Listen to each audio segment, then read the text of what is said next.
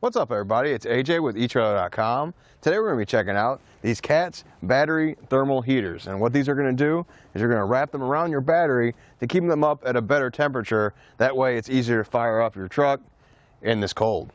As you probably already know, the colder it gets, the harder it is to fire up your vehicle sometimes. That's because the battery gets cold, and when that gets cold, depending on if it's a new battery or an old battery, it takes a lot more power for it to fire up your vehicle. And it's going to have less power the colder it gets. So what these heaters are going to do is bring that battery temperature up and make sure it works efficiently when you go to fire up your ride. I got an infrared thermometer here. We're going to check the temperature on the battery.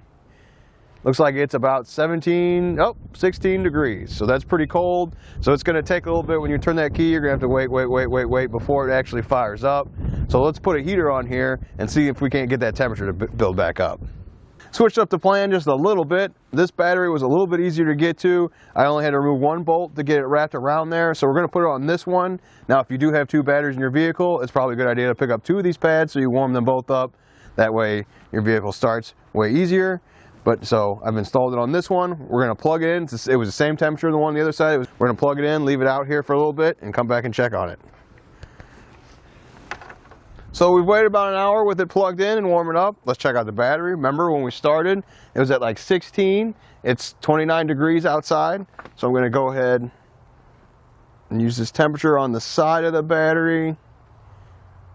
And it looks like it's about 50 degrees, 50 to 45. It keeps changing because the laser will hit this instead, but I'm going on the side of that battery.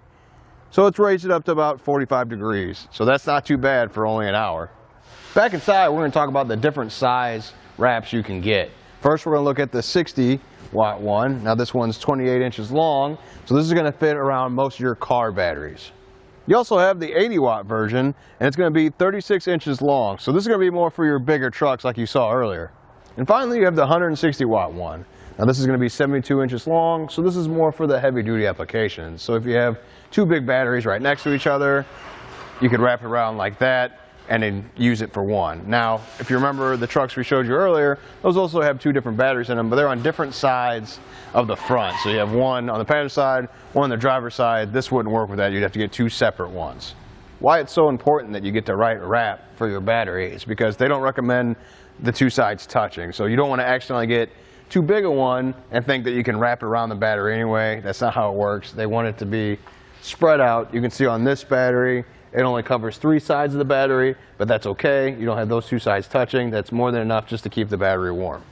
Although they come in different wattages and sizes, there are some similarities. They're all going to have a 4-foot cord here. If you need something longer than that, you can always run an extension cord. That's a little bit longer going from your vehicle to the outlet that's closest to your vehicle. Another thing about it is they all have the vinyl outside. Is what they're covered in is vinyl, and it's going to hold up against that corrosion, so you don't have to worry about battery acid or anything like that bothering it or destroying it while you leave it in there year round.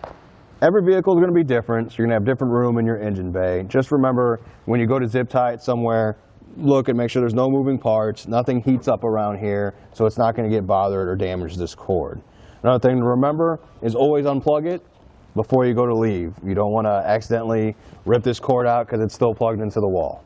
Another thing to note is this pad is just to keep the battery warm. So it's not going to get super hot. You're not going to burn your hand by touching it if you touch it while it's plugged in.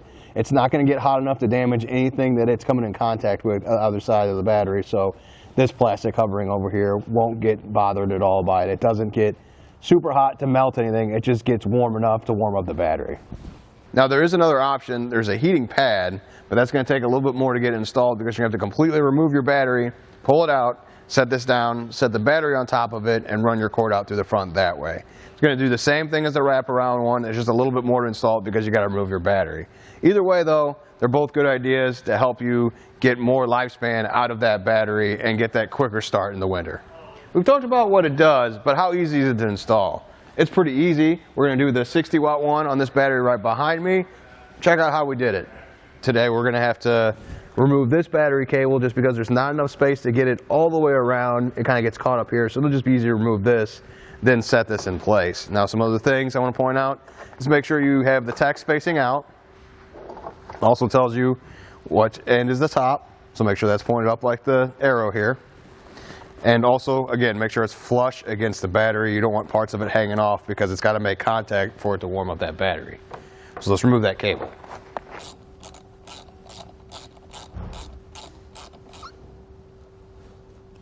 With that moved off to the side, now I can probably wrap this around.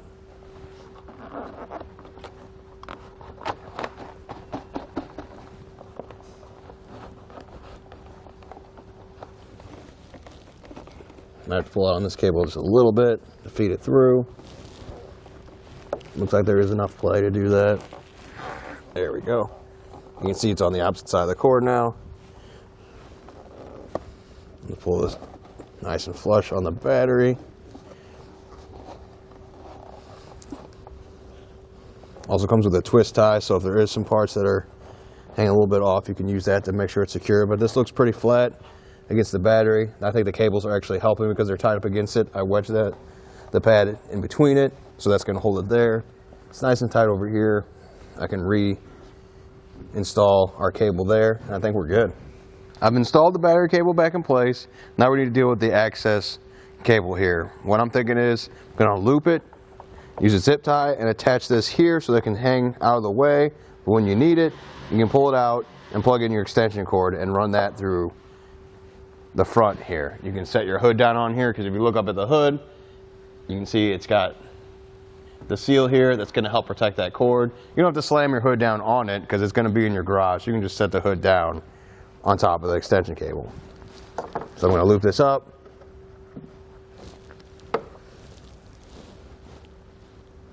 Run the zip tie down.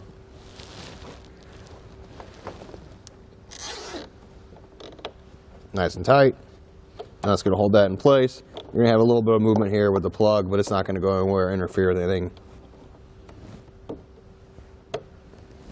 Really is that easy to install. Now it is going to depend on what vehicle you have, but it's just about getting that pad in and around the battery. Also keep in mind where you want to do with the cord, and make sure you probably have an extension cord. It is really going to help out with those diesel batteries.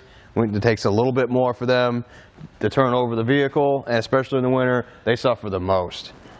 Well, I think that does it. Thanks for hanging out, and I hope this helped.